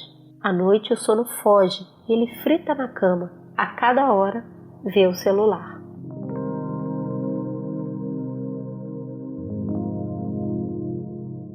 Terça, finalmente o dia da entrevista chegou. Henrique acorda às 7 da manhã, se arruma calmamente, toma um bom café da manhã e sai de casa às 9. Às 10, ele já está em frente ao prédio. Como ainda falta 1 hora para a entrevista, toma um segundo café, repassando as informações mentalmente. Às 10h45, ele já está na sala de espera da empresa. O entrevistador só o chama às 11h30. Pede breve desculpas pelo atraso e, na pressa, nem nota a mão de Henrique já muito suada. Ele respira fundo, se concentra na conversa e se sai muito bem. Tão bem que o RH pergunta se ele pode esperar um pouco mais e já falar com o chefe da área. Claro, Henrique responde. Então ele fica mais 1 hora esperando. Nesse tempo, ele vai ao banheiro 3 vezes enxugar o suor da testa, das mãos e das axilas. Conversa finalmente com o diretor da área, que sorridente dá o veredito. Parabéns, a vaga é sua. Ufa, Henrique finalmente consegue respirar e sai muito feliz da empresa. O dia para começar no novo emprego já está marcado, a próxima segunda-feira. Isso quer dizer que ele tem quase 1 semana inteira para preparar sua nova rotina. Ah, que emoção! Começar um emprego novo, conhecer gente nova, fazer aquilo que gosta com um bom salário e ainda por cima colocar as contas em dia. Quarta-feira foi dia de cortar o cabelo, de comemorar, de preparar tudo para a rotina nova. Mas já na quinta-feira a euforia passa e os pensamentos de Henrique parecem ir em outra direção, criando 1000 impossibilidades. A todo momento ele é invadido por pensamentos negativos. Você não é capacitado o suficiente para isso. As pessoas não vão gostar de você. Não se anime muito. Você sabe que vai ser demitido antes dos 3 meses de experiência. Lembra do que aconteceu da última vez? Todo mundo lá é importante e você sabe que você não é. Esses pensamentos são incontroláveis. Eles perduram até domingo à noite, quando às 9 horas Henrique começa a ter fortes dores no peito. Falta o ar, o coração acelera. Toda essa sensação de sufocamento dura cerca de 15 minutos. E depois vem as náuseas, a vontade de chorar, exaustão. A noite de domingo para segunda é tão difícil para Henrique que ele não tem energia alguma para se levantar da cama e ir para o seu primeiro dia de trabalho. Vamos então para o segundo bloco, onde Pedro vai nos proporcionar uma conversa mais circular e trazer reflexões sobre como os sofrimentos podem ser oportunidades para a gente se escutar, se conhecer e nos apropriar de nós mesmos. Vamos começar primeiro, se apresente, quem é você na fila do pão? Eu sou Pedro Milanese, eu sou professor de psicologia, né, sou psicólogo, sou professor de psicologia na Fundação Hermínio Metto, né, mais conhecida como Uniararas, e também colaborador do Laboratório de Estudos em Fenomenologia Existencial e Prática em Psicologia, do Instituto de Psicologia, né, o LEF. Muito bem, muito bem-vindo ao Mamilos, você veio muito, muito bem indicado. Eu vou começar a nossa conversa para te dar uma provocação e para colocar as pessoas, eu acho que os ouvintes na mesma página que a gente, para ambientar os nossos ouvintes, eu vou abrir aqui o meu coração e contar uma coisa que algumas pessoas já sabem, porque eu já falei em rede social ano passado, no final do ano passado, mas eu nunca tinha falado do Mamilos. No início do ano passado eu estava muito esgotada o tempo inteiro. Eu falava assim, falei muito assim, cansaço não dá conta, sabe? Cansaço não define. Eu tô cansada de dizer que eu tô cansada, sabe? É alguma coisa para além disso, e é essa exaustão, esse esgotamento. Eu trabalhava o tempo todo que eu estava acordada e eu não dava conta de metade das coisas que eu tinha para fazer. Cada dia que eu deixava a lista de pendência pela metade me deixava mais ansiosa. Eu tinha a sensação que eu estava o tempo todo fazendo as coisas pela metade. Não só que eu não fazia tudo, mas que o que eu fazia pela metade. Que eu estava sempre despreparada, sempre na corda bamba, sempre correndo um risco iminente de ser exposta, sabe? Uma hora eu vou deixar um desses pratinhos cair, uma hora vai dar merda. Eu sentia, no geral, que eu não tinha o menor controle da minha vida e isso me deixava sem ar. A sensação que eu tinha era que eu tinha tomado um caldo de uma onda e eu nunca conseguia retomar o pé. Quanto mais eu tentava recuperar o controle, mais eu me atrapalhava, mais eu me irritava, mais eu me frustrava. E eu ficava tão absorvida nesse turbilhão de não conseguir ver, de não conseguir ouvir nada, que eu não conseguia olhar ao redor, eu não percebia as pessoas, o ambiente, e nessas eu passava por cima das pessoas, eu magoava as pessoas. E aí eu criava mais um problema, mais uma onda para me afogar. Eu tentei mudar a rotina, eu tentei mudar o jeito que eu me organizava, o jeito de trabalhar, o jeito que eu falava com as pessoas. Eu tentei parar a bola uma série de vezes, mas nenhuma meditação, nenhum exercício, nenhuma alimentação, nenhuma estratégia de administração, nenhum atalho dava conta da angústia que eu sentia o tempo inteiro, dessa sensação de que eu estava perdida. Eu estava exausta, perdida, muito triste. Foi quando eu procurei ajuda. Eu cheguei na terapia procurando resolver um problema. Eu cheguei falando, Henry, eu não estou dando conta. Me conserta para eu poder dar conta de novo. Eu fui para a oficina. Eu cheguei para ela falando, troca uma peça que eu preciso voltar para a corrida, eu não posso parar. Tem muita coisa que depende de mim. O que eu encontrei na terapia não foram respostas. Não foram fórmulas, não foram técnicas, não foram ferramentas. Foram perguntas, foram experiências. Não foi uma régua clara para mostrar o que é certo, aceitável e bom, para eu entender o que estava quebrado. Mas foi um acolhimento profundo. Foi um interesse genuíno em entender como é o meu jeito de ser no mundo. E que implicações esse jeito tem para como eu sinto e vivo o que acontece comigo ao meu redor.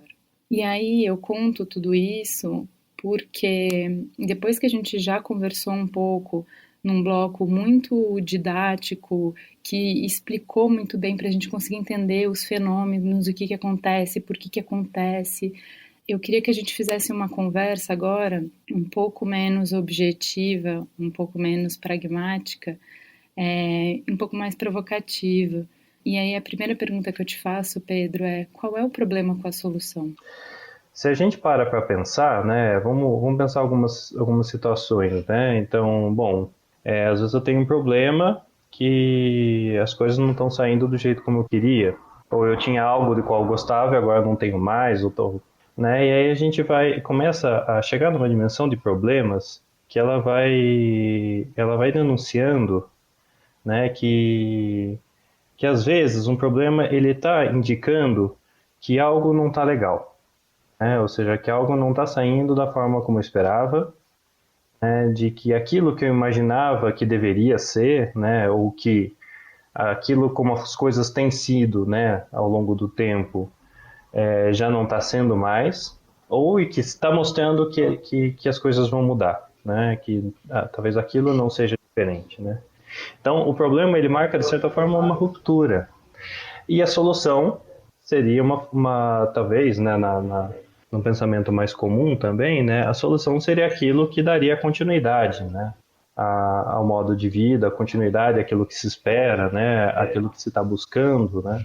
Tanto que quando você fala, né, a ideia, né, que você tinha quando você foi para a terapia, que você estava indo para uma oficina para consertar, né, quer dizer, me joga de volta, né, me põe de volta no jogo, né. Qual que seria, então, o problema de se buscar soluções, né? Bom, primeiro, eu acho que dá para dizer, né, não tem problema nenhum buscar soluções, né, acho que a gente tem que, na medida do possível, fazer isso mesmo, mas, às vezes, quando um problema insiste, ou ele vai tomando uma proporção muito grande, né, da ponta que não tem solução, quando a gente não encontra uma solução, talvez o modo que a gente deva olhar para ele não seja a solução nesse sentido de continuar a caminhada de onde a gente parou, mas talvez seja olhar para o problema justamente como um problema, né? Quer dizer, quando há uma ruptura, né, quando o cotidiano, a atividade que a gente estava fazendo, né, a perspectiva, a expectativa que a gente tinha é quebrada, a gente tem também nesta quebra uma oportunidade, né, de experimentar um cotidiano diferente, uma atividade diferente, de rever valores.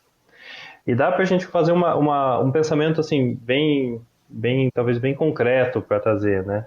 Para que algo novo se dê, precisa ter espaço. Aquela história, né, de que aquilo só é possível crescimento quando não há mais cabimento, né? Ou seja, quando não tem espaço, né, a gente não consegue, nada de novo pode se dar. Então, um sofrimento, muitas vezes, ele vai marcar uma travessia, né? E aí a intensidade do sofrimento vai mostrando quão incerta é essa travessia, né? Então, por isso que não cabem soluções. Quando a gente fala de solução, a gente já sabe o que a gente quer no final, né, do processo de solução.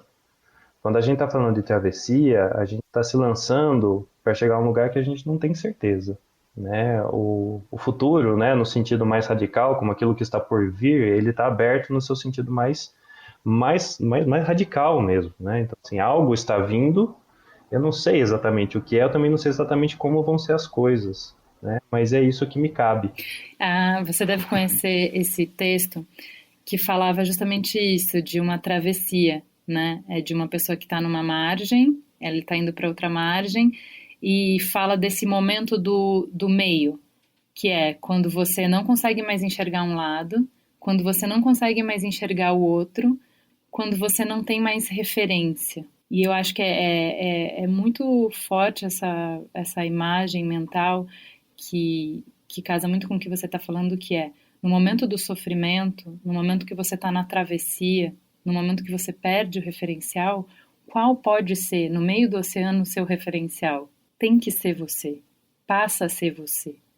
Então, o sofrimento sob essa perspectiva, é um momento, uma oportunidade singular para que a gente se escute, se sonde, se pesquise, para se conhecer de novo, para se entender de novo. Faça perguntas que dentro da nossa rotina a gente deixou de fazer, ou que a gente acha que já tem a resposta, mas que talvez as respostas tenham mudado.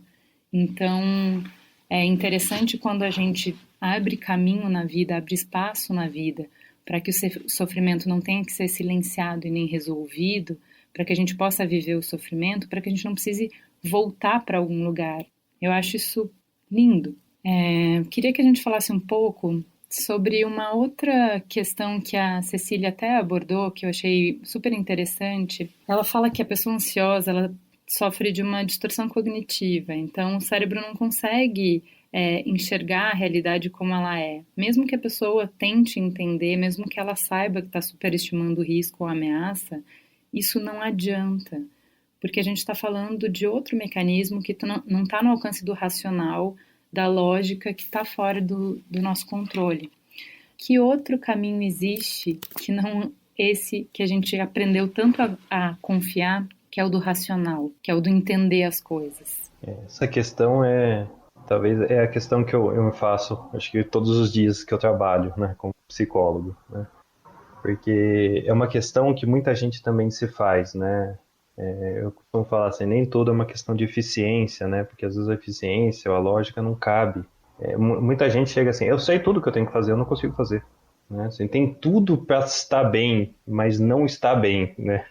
E eu não sei o que não está bem, né? Então, o que eu faço, né? Então, e às vezes é tal ponto assim, eu não sei nem procurar. Até gostaria de deixar um podcast, um livro, né? Alguém falando, né? Em qualquer lugar que seja sobre isso que eu estou sentindo, mas eu não sei nem como nomear isso, né? E aí, né? Assim, né? Quais são outros caminhos, né? Eu gosto de tentar um caminho um pouco maior, né? Aqui. Eu falo que, né, a poesia ela sempre nos salva. É curioso como quando você me lançou esse tema, né, eu fui reler algumas coisas, né, para trazer tudo um pouco mais próximo, né, tá tudo um pouco mais aqui comigo. E tinha um poema, né, do Manuel de Barros que não parava de ecoar em mim, né. Curioso como quem acabou me salvando, né, foi o Manuel de Barros, né. É um poema que eu gostei e gostava muito dele, gosto muito dele, né. E alguns anos atrás, depois de um ano bem difícil de trabalho, uma colega, né, que é a Cristina Lopeglo, me presenteou um livro, né, que chama Exercícios de Ser Criança, que tem esse poema, que é o menino carregava água na peneira. O menino carregava água na peneira. Tem um livro sobre águas e meninos. Gostei mais de um menino que carregava água na peneira. A mãe disse que carregar água na peneira era o mesmo que roubar um vento e sair correndo com ele para mostrar aos irmãos. A mãe disse que era o mesmo que catar espinhos na água, o mesmo que criar peixes no bolso. O menino era ligado em despropósitos. Quis montar os alicerces de uma casa sobre orvalhos. A mãe reparou que o menino gostava mais do vazio do que do cheio. Falava que os vazios são maiores e até infinitos.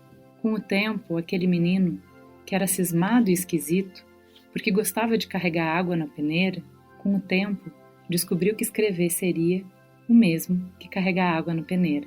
No escrever, o menino viu que era capaz de ser noviça, monge ou mendigo. Ao mesmo tempo, o menino aprendeu a usar as palavras, viu que podia fazer peraltagens com as palavras e começou a fazer peraltagens. Foi capaz de interromper o voo de um pássaro, botando ponto final na frase. Foi capaz de modificar a tarde, botando uma chuva nela. O menino fazia prodígios, até fez uma pedra da flor. A mãe reparava o menino com ternura. A mãe falou: meu filho, você vai ser poeta.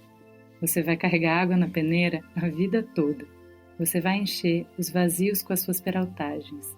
E algumas pessoas vão te amar pelos seus despropósitos.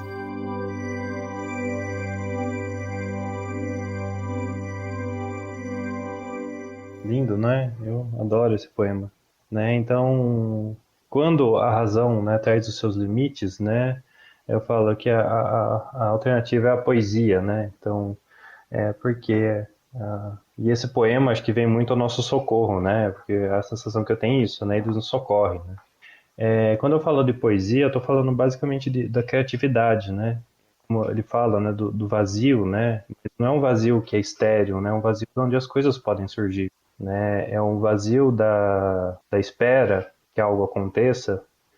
E muitas vezes, quando a gente está no sofrimento, que essas coisas, né, que uma série de coisas se impõem a nós, né, a gente percebe o quanto a gente já estava, o acontecer das coisas, já estava dando o acontecer das coisas, né, o vir das coisas como algo certo. E de repente, no sofrimento, a gente é obrigado a abrir o vazio, e para que dele possa surgir, né? Então, a poesia, né, não quer dizer que as pessoas deviam ler poemas, né? Se você não gosta de ler poema, não vai ler, né? Mas ou se permita ler também, né? Mas é que o criar poético ele tem essa questão de trazer algo novo, de abrir um caminho, né? Que às vezes é dado aos despropósitos, né? No caso do trabalho de um psicólogo, esse abrir algo novo se dá muito pelo diálogo, né? Não é o diálogo que você orienta pelo saber que você tem, Mas às vezes é isso, nada funciona, né? Então o que a gente tem que fazer é justamente contemplar um pouco esse vazio com a pessoa e na medida em que as coisas começam a despocar dele, ir capturando elas, né? Como água na peneira, né? E vendo o que a gente pode fazer com isso, né? E aí de fato é uma criação. E aí é uma experiência que, como psicólogo, assim, falando bem sinceramente, é terrível. Porque a gente fica muitas vezes já me senti, né, muito exitoso de entrar nesse meio, porque assim, o que vai ser, né? Eu estou propondo uma coisa que eu nem sei onde vai dar, e se a pessoa sofrer mais? Quer dizer, a minha profissão também fica em risco, né? Todo sofrimento traz um risco. Né? O sofrimento mostra que a nossa vida está em risco, né, o tempo todo, né? E quando você se propõe a acompanhar o sofrimento, você põe um risco, você fala assim, eu não sei o que vai dar disso daí, eu não sei se vai vir coisa boa, né? Algumas pessoas, né, alguns psicólogos, por exemplo, o Gilberto Safra, ele vai defender que a gente tem que ter esperança para estar nesse momento, né? Então a gente tem que ser uma espécie de guardião da esperança, né? Então, mas eu acho interessante, em termos de caminho também, além disso que você está trazendo do não saber, eu acho interessante que o teu guia, o farol, né? Então, assim, eu estou indo para um lugar que eu não sei, como você disse, mas que o farol a gente deixa de lado um pouco, o farol o único que a gente confiou até agora, que é a razão, a lógica, e vai passar a usar um outro farol, que é o farol do sentir. E aí a gente perdeu essa intimidade. E eu queria falar um pouco sobre isso, assim. A Cecília fala disso também. Ela fala sobre como a gente tem esse falta de familiaridade com os sentimentos, né? Ela fala assim, olha, não adianta você lutar contra a angústia, a tristeza, o sofrimento. Tentar fugir só aumenta a intensidade e te prende nesse ciclo. Ela usa a imagem mental da areia movediça, né? Como é que essa relação que a gente tem de silenciar o sentimento nos afeta? Como é que ela prejudica a gente a fazer essa trajetória, essa travessia, como você fala, quando a gente não tem a razão para nos guiar? Os sentimentos, assim, eu falo bastante que a gente também pensa com o estômago, né? Eu gosto bastante de usar a gente pensa, a gente escuta, a gente também fala pelo estômago, né? De usar essa referência justamente para quebrar isso, né? Eu gosto de pensar que a razão não é algo separado, né? Que a razão também tem os seus afetos, né? Então, a razão, ela nos dá algo que é muito importante, que é uma certa estabilidade, né? Então, a razão, ela tem uma quietude, que é uma quietude que às vezes a gente não encontra em lugar nenhum, né? Então, o pensar objetivo, o pensar lógico, né? Ele tem uma potência que é justamente essa quietude. Para mim, isso muito claramente é um afeto, né? Um sentimento, né? E que ele se torna importante, né? E aí a gente, de fato, como sociedade, né? A gente na nossa vida, a gente acaba submetendo isso, né? Todas as outras instâncias e submetendo de uma maneira, de um jeito muito ruim, né? Que é submetendo no silenciamento, né? Então a gente aprende a silenciar essas outras coisas, né? Ou até invisibilizar essas outras coisas.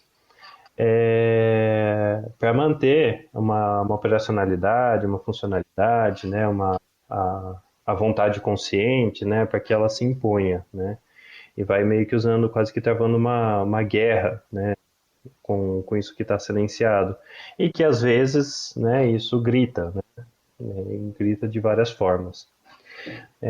Eu falo que a gente precisa sempre obedecer, né? E aí é uma referência. A palavra obedecer tem uma etimologia muito curiosa, né? Que obedecer etimologicamente é dar ouvidos, né?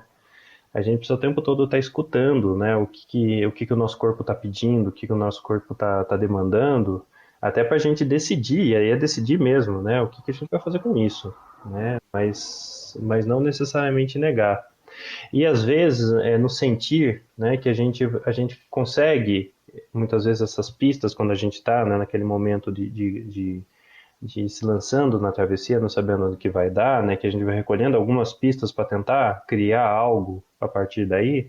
Muitas vezes é o sentimento que vão sendo essas primeiras pistas, né? São algumas emoções que começam, algumas lembranças que têm uma carga emotiva muito forte, que começam a despocar e nos vão dando algum sinal do que está vindo desse vazio que se abriu.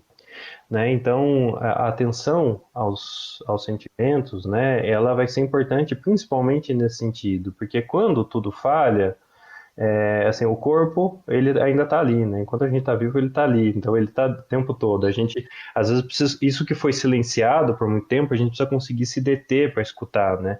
E, às vezes, eu falo a gente porque eu também me incluo nisso, é um processo complexo, né? A gente não consegue entender, né? A gente percebe que algo está sendo dito, mas a gente não consegue entender, então a gente precisa se demorar naquilo que será que isso está dizendo, né? Então, e às vezes é um processo que pode levar algum tempo, né?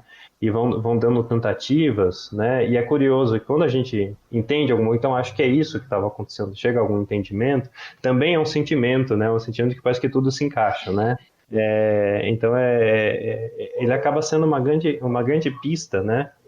De como que a gente pode seguir diante disso que está se abrindo. Então, eu acho interessante esse embate, porque não é ou um ou o outro, né? Mas é interessante porque você tem uma situação em que você explode, ou você não deu conta, ou você... E aí o foco tá no... Não era isso que era para ter acontecido. Eu projetei uma coisa, eu esperava uma coisa, eu queria uma coisa e aconteceu outra. Essa é da ordem do racional. Mas por que isso aconteceu? Volta para trás. O que tinha antes, né? Como que é isso? Como é que eu posso mudar o meu jeito de sentir a vida ou mudar a relação que eu tenho através de experiência? O que é isso? Experiência é uma palavra que eu gosto muito porque ela dá uma conversa ótima, né? Quando a gente fala de experiência ou de experienciar, acho que minimamente a gente encontra duas definições que vêm mais imediatas, né? E eu gostaria de falar um pouco dessas duas. Existem mais, né? Mas não vamos se deter tanto a isso, né? Mas quando você fala de que alguém que tem experiência, você está falando que a pessoa tem conhecimento, que ela já viveu muito aquilo, né? Que é bem diferente de quando você fala que alguém tem bastante conhecimento. A experiência geralmente denota um certo fazer, que também implica um conhecimento, mas tem uma referência, vamos dizer assim, ao passado, né? E o passado é uma fonte de experiência, né, para muita gente, né? Então, quando a gente está, né, pegando essa cena que a gente colocou aqui, né, que a gente criou aqui, contemplando algo que está por vir, que a gente não sabe exatamente o que é, se a gente olha para o nosso passado, a gente vai perceber que isso não é novo. Isso não é necessariamente uma situação inédita. Que essa questão do controle, do planejamento, ela nem sempre foi 100% efetiva, né? Se a gente olha para o nosso passado, pelo menos no meu, muito claramente, teve muita coisa que eu planejei que deu errado, teve muita coisa que aconteceu no meio do caminho que eu não esperava e mudou tudo. Enfim, a gente vai contando que a vida tem tanto atropelo, né? E como que a gente foi remendando essas coisas e foi constituindo coisas bacanas a partir daí, né? Experienciar tem a ver também com encontrar a si mesmo na sua própria história. Uma outra definição, né, de experiência que geralmente vem comum, né, vem mais comumente, de experimenta como experimentar, provar algo novo, né? Então vou fazer uma experiência, vou fazer um esporte radical, vou fazer uma aventura, né? Então de experimentar algo novo. E aí tem a ver com exposição, né, necessariamente. Na experiência a gente se expõe. E é uma exposição, né, quando a gente está falando em termos de sofrimento, ele convoca a gente para uma exposição de um jeito que a gente talvez nunca tenha feito antes. Né? Então, justamente assim, você vai ter que se expor, até porque às vezes não tem outra alternativa, você já está exposto, você está sofrendo porque você está exposto, né? Mas diante dessa exposição, o que é que você pode construir? Né? O que você pode experimentar isso, né? O que você pode saborear disso, né? Que gosto isso tem, né? Como é que isso está te chegando? E principalmente... Como é que isso ressoa no meu corpo, né? Isso. Onde que isso ressoa? Porque as pessoas não sofrem igual. E quando a gente vai para esse terreno do que como é que eu vou sentir essa experiência, ela é absolutamente própria, não tem certo e não tem errado. E é seu, é próprio. Eu acho que isso é muito interessante. Quando você fala de gosto, eu acho que é o melhor jeito das pessoas entenderem que como é que o seu corpo te conta o que está acontecendo. Como é que o seu corpo te conta o que está acontecendo no mundo e como que isso te afeta. Esse talvez seja o nosso destino, né? No caso, né? Algo que não no destino como algo que já está traçado, né? Mas aquilo que nos foi destinado, né? Ou seja, isso que a gente tem, né? O sofrimento, né? Ele traz e eu acho que boa parte do incômodo dele é porque ele traz uma certa sensação, e aí é um sentimento mesmo, de verdade, né? Porque não é simples eu vou negar o sofrimento, não dá, né? Então ele se impõe de um jeito que ele oferece uma resistência tal a tudo que a gente propõe para ele, né? Que ele se põe quase como uma verdade. Ou, né? Eu gosto de pensar, né, que o sentimento, o sofrimento, ele se manifesta como uma verdade, né? Então a gente que está sofrendo, a gente está habitado pela verdade, né? E principalmente, como é que eu vou ter a tarefa? Como é que eu vou fazer isso? Transformar isso na minha história, né? Isso está completamente em jogo, né? Isso está completamente aberto, assim, né? Então, se você tem os heróis são aqueles que enfrentam um grande problema e um grande sofrimento e conseguem tirar algo bom, né? Ele se torna herói, né?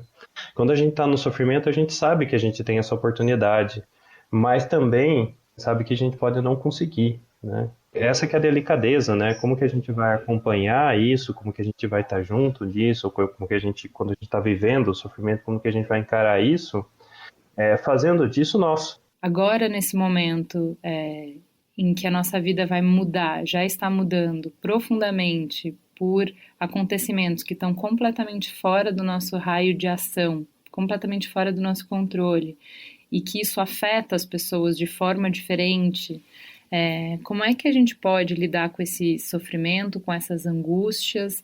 Como é que a gente pode olhar para isso como uma oportunidade? Que oportunidade que existe aí? O que a gente pode fazer nesse momento?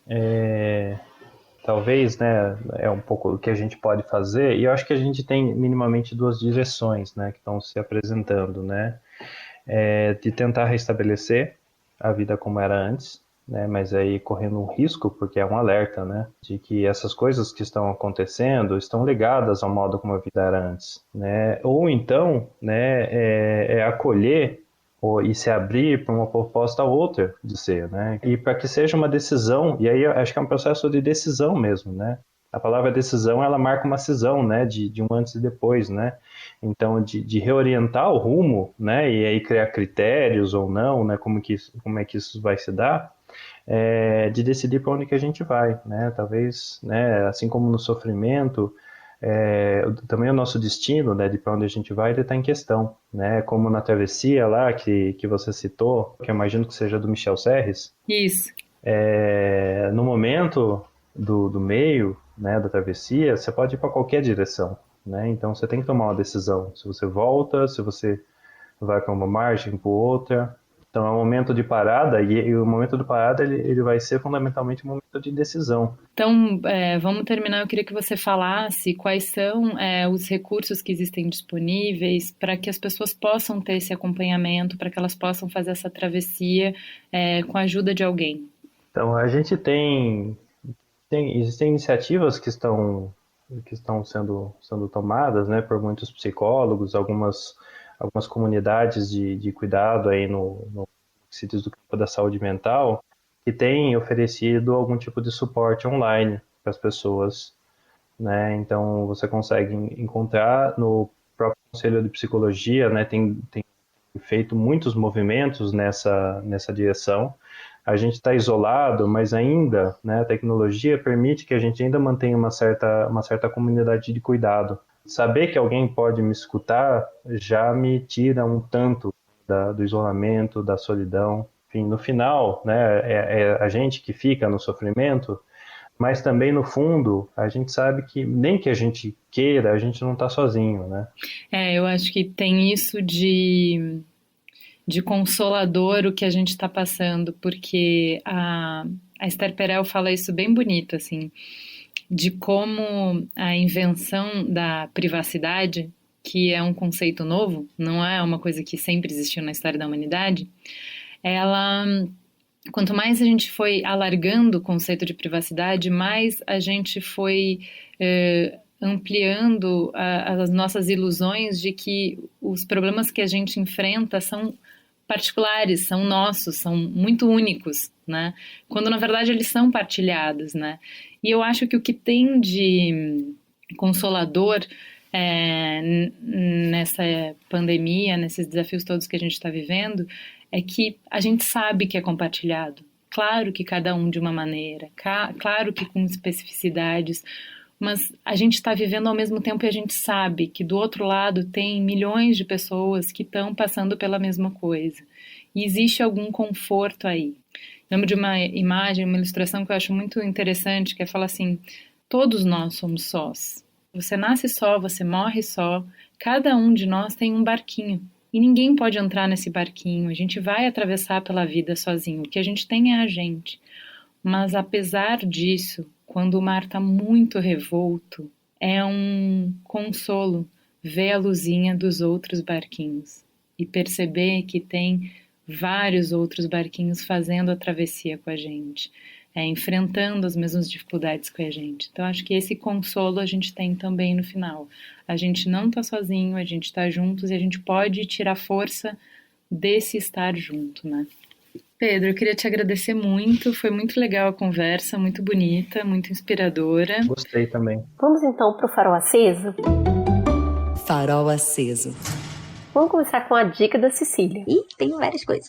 Mas tem algumas coisas importantes. Eu acho que, assim, o documento da Organização Mundial de Saúde, eu não encontrei tradução dele, não sei se tem, mas foi um documento que eles publicaram há poucas semanas atrás, falando sobre os cuidados com a saúde mental durante o período de pandemia. Tem algumas orientações bem interessantes e acho que é legal, assim, as pessoas verem, até porque mesmo que em algum lugar você diga, eu acho que é bom montar uma rotina, quando você vê aquilo ali num documento, você fala, realmente é bom tentar montar uma rotina, né? Então isso dá uma concretizada nisso.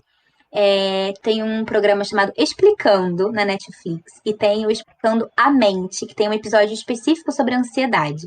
Explicando é maravilhoso. Recomendo todos os episódios de todos. Realmente, muito bom. Né? É muito bom. Mas tem esse específico que é sobre ansiedade e é muito didático, é muito informativo. Acho que é bem legal para ser visto, assim, né? Falando especificamente do assunto de ansiedade.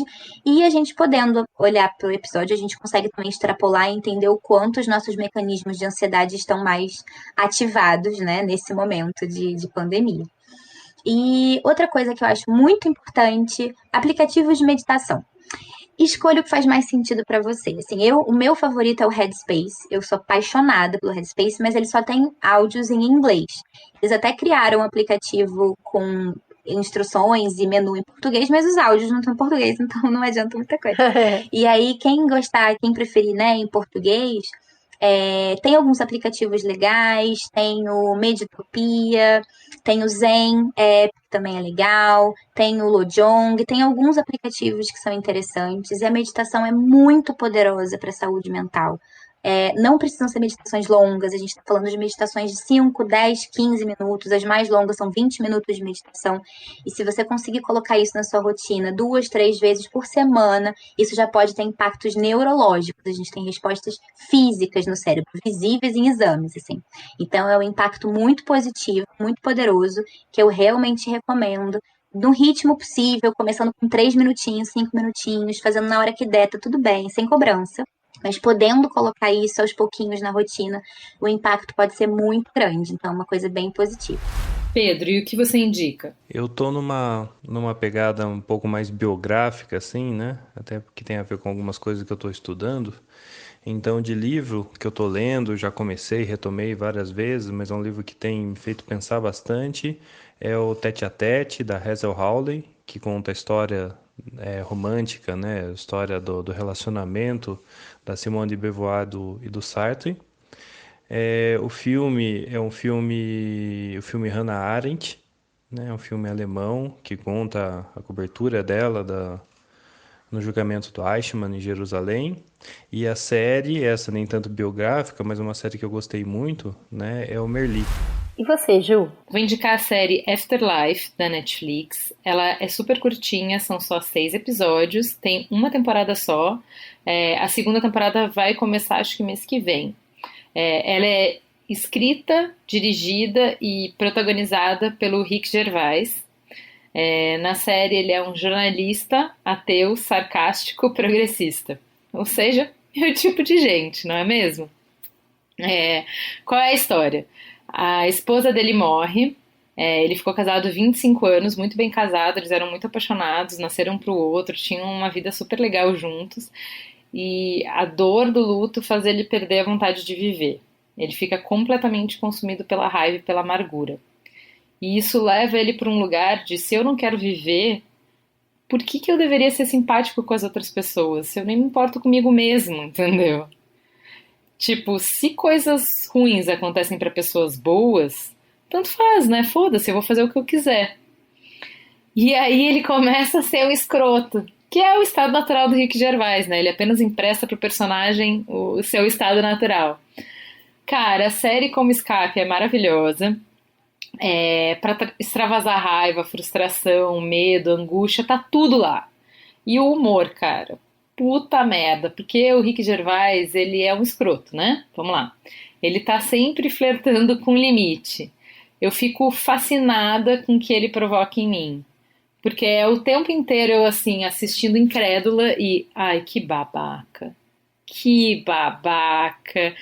Mas quando eu menos percebo, eu tô gargalhando. Ontem eu tava rindo tão alto, que o Merigo veio pro quarto porque ele falou que eu ia acordar as crianças que estavam no outro quarto, sabe? Eu não lembro de quanto tempo que eu não ria assim. Então, assim, é muito boa pra rir, mas não é só de riso. O tempo inteiro tá dançando dor com amor. Tem muita ternura.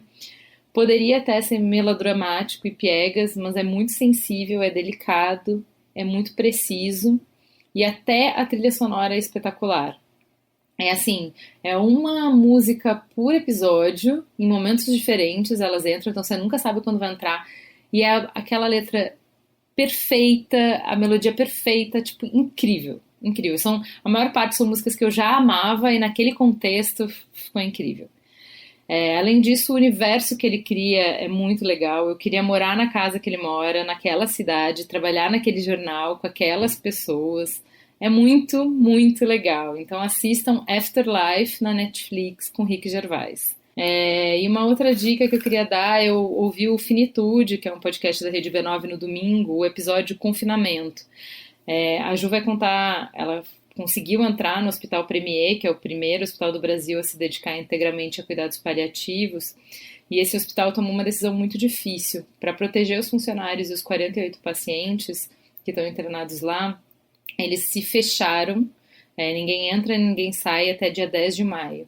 E aí no episódio ela vai contar, ela entrevista várias pessoas, então funcionários, médicos, as pessoas da direção, quem decidiu ficar dentro, que escolhas teve que fazer, do que teve que abrir mão, né, as renúncias, as escolhas, as vocações. É muito, muito bonito. É quase o roteiro de um filme, né? É incrível mesmo. E assim, ouvindo esse Finitude, no final tem um bloco com a Gabi do Põe na Estante, e ela tá falando de literatura, e ela deu uma dica que funcionou muito pra mim, assim, porque ela falou, eu não tava mais conseguindo ler durante a quarentena, porque eu não conseguia me concentrar, e eu tava muito chateada com isso, porque eu vinha numa toada ótima, tava lendo um livro por semana, e desde que começou a quarentena eu não consegui ler mais nada. E aí ela falou, olha, se você não tá conseguindo ler, quem sabe não seja um momento de crônicas, porque são mais curtas e tal. E aí foi perfeito, porque a Bia Fiorotto, nossa produtora, tinha me dado de aniversário o livro 30 e Poucos, do Antônio Prata, que é uma coletânea dos textos que ele publicou na Folha de São Paulo. E aí foi incrível, porque eu adoro o jeito que ele escreve, são curtinhos, né? 2 páginas para cada história. Sim. É exatamente o tamanho da minha concentração de Dory do Procurando Nemo, sabe? Eu tenho esse tempo e aí depois eu já disperso. Então foi super bom, eu li rapidinho, eu li em 3 dias. O que pra mim, né, eu leria em 1 hora, mas em tempos de quarentena demorou 3 dias pra eu ler. Muito bom. E você, Cris? Eu quero meio que indicar uma série da Netflix chamada Jiri Haji. Não deve ser assim que se fala, porque esse é o nome japonês da série. Dust e Shame, em inglês. E vai falar de uma história que vocês já conhecem, são 2 irmãos, o mais velho é o responsável, o policial, tem a vida dele em Tóquio, com tudo certinho, e ele tem um irmão mais novo, que é a ovelha desgarrada da família, faz o que dá na telha, inclusive muitas escolhas erradas, e acaba se envolvendo com a máfia da Yakuza. Ele é dado por morto, depois se descobre que ele está vivo, e o irmão mais velho é enviado até Londres para buscar esse irmão mais novo para evitar uma guerra na Yakuza em Tóquio. E daí tem tudo um pouco que eu gosto. Tem muito de Londres, tem muito de Tóquio, numa arquitetura de casa, de rua, que eu gosto muito, de vestimenta, da cultura britânica, que é uma comédia muito ruim, que só eles mesmos riem, e que faz parte do Rick Gervais, que a Ju tanto gosta. E os personagens são muito bons, muito bons. Você acredita no irmão mais velho, no irmão mais novo, na filha. A sogra, né, que é a mãe dos 2 rapazes, é um personagem ímpar na série, mas quem rouba tudo é um personagem chamado Rodney, que é um garoto de programa com descendência japonesa que mora em Londres e acaba se envolvendo nessa investigação que o irmão mais velho está fazendo para encontrar o mais jovem, de um jeito bastante torto. Mas toda vez que o menino entra na tela, ele rouba tudo. Toda vez que o Rodney aparece na tela, você não olha para mais nada. O personagem é muito carismático. E é por isso que eu indico a série, porque os personagens são ótimos. Todo o elenco japonês é magnífico, todo o elenco britânico também. Só que o roteiro é cheio de furo. Mas assim, é furo num nível, nada é crível. Você fala, não, gente, não faz sentido a Yakuza fazer isso. Não, imagina a polícia britânica fazer isso. Não, por que essa pessoa está fazendo isso? Esse cara não se preocupa com a filha dele? Então assim, é para se apaixonar pelos personagens, para dar uma deletada no roteiro. E eu resolvi indicar, porque no último episódio tem uma cena de uns 3, 4 minutos, onde todos os personagens dançam uma dança contemporânea muito bonita, bem à la Pina Brush, maravilhosa, que na dança encena todas as relações envolvidas entre as pessoas, entre o marido e a esposa, o marido e a mulher por quem ele está apaixonado agora, os 2 irmãos, os pais. É uma cena divina. Estou com essa cena até hoje. A série ainda está aqui na minha boca, batendo de lado para eu saber que sabor tem isso, que eu não sei se eu gostei direito.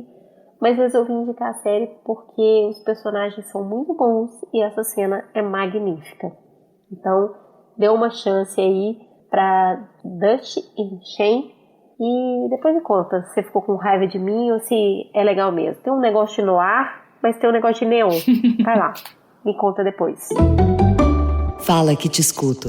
Vamos pro Fala que eu te escuto. No Twitter você nos segue no @mamilospod. Como o Rod, que disse, baita episódio, bem gaúcho ele.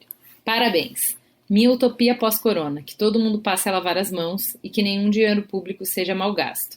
Acabar com super salários, benefícios, mega aposentadorias e estabilidade no setor público, salvo raras exceções.